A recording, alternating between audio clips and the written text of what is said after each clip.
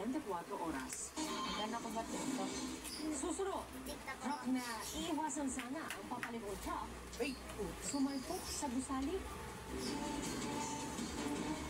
Pagsabog sa bangketa sa Maynila, may ilang sugatan. At Barbie Forteza at Jason Blake holding hands while walking sa GMA Gala 2025. Tutok lang dito sa 24 Oras Weekend. Kanina naligo ako. Tukod ko sana ito. Ibukan kong tukod na gano'n. Sakit. Yun ang pangarapin. May pangarap pang tukod ah. Ang pangarap yun din. Yung sa ka nung gano'n pag napaka talaga. Masasaktan lang So, kayo. magasgasa yun eh. Sugat na naman. Kaya dapat mag-Caltrate with a powerful bone formula. Tulong pampalakas ng dugo. Delikado sa iyo eh. Uy, kapagod. Eh, ano na siguro tayo? Uy!